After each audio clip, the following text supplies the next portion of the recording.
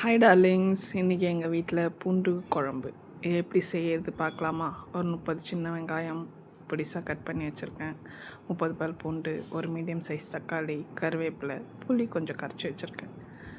வானல் வச்சுட்டு வானல் காஞ்ச பிறகு நல்லெண்ணெய் ஊற்றுவோம். ஓகேவா? ஒரு 2 கரண்டி. ஆமாம், உங்களுக்கு வேணுன்னா எக்ஸ்ட்ரா சேர்த்துக்கோங்க, நல்லெண்ணெய் தானே. எண்ணெய் காஞ்ச பிறகு கொஞ்சம் வெந்தயம், கொஞ்சமாக, நிறைய போட்டால் கசக்கும், அதனால் கொஞ்சோண்டு வெந்தயம்.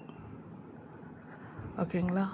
அது பொரிஞ்சு வரும்போது நம்ம வடம், இது வடம் வந்து எங்கள் அத்தை செஞ்சு கொடுத்த வடம்.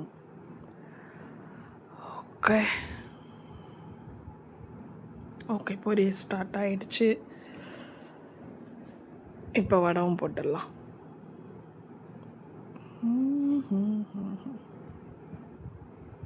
வடம் பொரிஞ்சதுக்கப்புறம் சின்ன வெங்காயம் ஆட் பண்ணிக்கலாம்.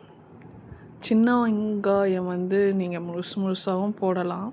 எங்கள் வீட்டில் முழுசாக போட்டால் தனியாக எடுத்து வச்சுருவாங்க. ஸோ இப்படி கட் பண்ணி போட்டோன்னா சாதத்தோட சாதமாக கலந்து விடும். அதனால் வந்து கட் பண்ணி போட்டிருக்கேன். சின்ன வெங்காயம் போட்டு வதங்கணும்.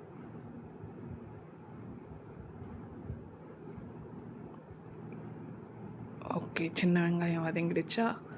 அடுத்து நம்ம பூண்டு பல் போட்டுக்கலாம். பூண்டு மட்டும் முழுசாக இருக்குது, அதை எடுத்து வைக்க மாட்டாங்களா அப்படின்னா யோசிக்கக்கூடாது. பூண்டு டக்குன்னு மேஷ் ஆகிடும். அப்படியே நம்ம பிசைஞ்சு சாப்பிட்றதுக்கும் போதே அது சாதத்தோட சாதமாக மேஷ் ஆகிடும். அதை தனியாக எடுத்து வைக்க மாட்டாங்க. இன்னும் உங்களுக்கு எக்ஸ்ட்ரா பூண்டு வேணுனாலும் நீங்கள் போட்டுக்கலாம். இட்ஸ் குட் ஃபார் ஹெல்த் தானே. ஓகே, இவ்வளோ தான் என்னால் உரிக்க முடிஞ்சது, அதனால் இது மட்டும் போட்டுக்கிட்டேன். உங்களுக்கு வேணும்னா எக்ஸ்ட்ரா பூண்டு போட்டுக்கோங்க. இந்த பூண்டு வந்து எண்ணெயிலே வதங்கணும். அது கொஞ்சம் லைட்டாக ப்ரௌனிஷ் வரும்போது அதில் வெந்திருக்கும் இல்லையா, அப்போ நம்ம வந்து தக்காளி ஆட் பண்ணிக்கலாம்.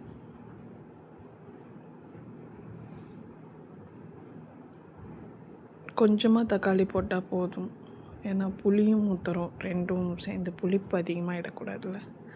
அதனால் தக்காளி போட்டு வதக்கிட்டு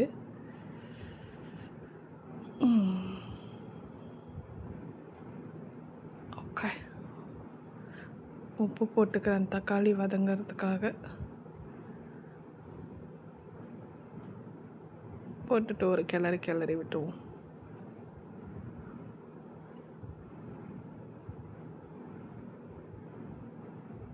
வதங்கிடுச்சு.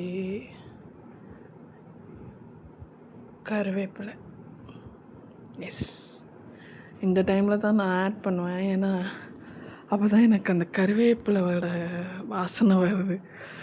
ஸ்டார்டிங் இட் செல்ஃப் போட்டுட்டா அவ்வளோதான், அப்படியே ஸ்மெல் வராத மாதிரி இருந்தது. ஸோ அதனால் நான் எல்லாம் வதங்கிட்ட பிறகு போடுவேன். இப்போ வந்து கொஞ்சம் பிஞ்ச் ஆஃப் டர்மரிக், எல்லாம் வந்து 1/4 டீஸ்பூன், 4 டேபிள் ஸ்பூன் வந்து மிளகாத்தூள், குழம்பு மிளகாத்தூள். இதுவும் எங்கள் அத்தை அரைச்சி கொடுக்கறது தான். அப்போ நீ என்ன தான் பண்ணுவேன் வீட்டில், அவங்க ப்ரிப்பேர் பண்ணி கொடுக்கறத வச்சு நான் சாப்பாடு செய்வேன். இதை வந்துட்டு அந்த எண்ணெயிலே ஒரு 2 நிமிஷம் வச்சுருந்தா போதும். அந்த எண்ணெயில் கொஞ்சம் பச்சை வாசனை போகிற வரைக்கும் அதை வதக்கிடுங்க.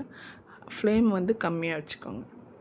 அதுக்கப்புறம் தண்ணி, சாதா தண்ணி, புளி தண்ணி இல்லை, தீஞ்சிடக்கூடாதுல்ல, அதனால் கொஞ்சமாக போட்டு கிளறி விட்டோன்னா அந்த சைடில் வந்துட்டு எண்ணெய் பிரிஞ்சு வரும்.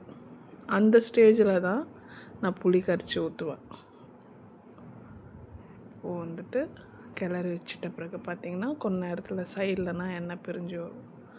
அப்போ வந்து நம்ம கரைச்சி வச்சுருக்க புளியை ஊற்றிடலாம். இதை வந்துருச்சுங்களா, அந்த பபுள்ஸ் இருக்கா? இப்போ வந்து புளி ஊற்றிடலாம்.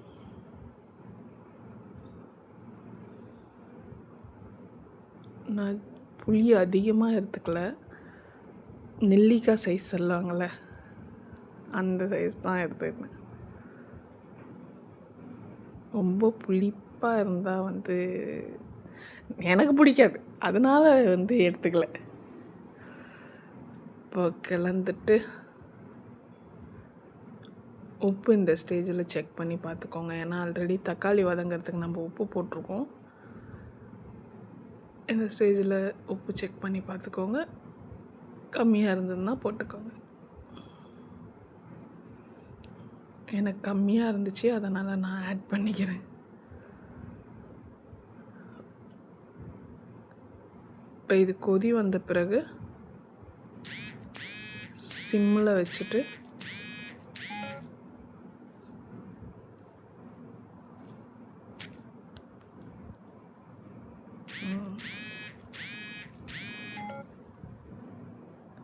மூடி போட்டு மூடி வச்சிடலாம்.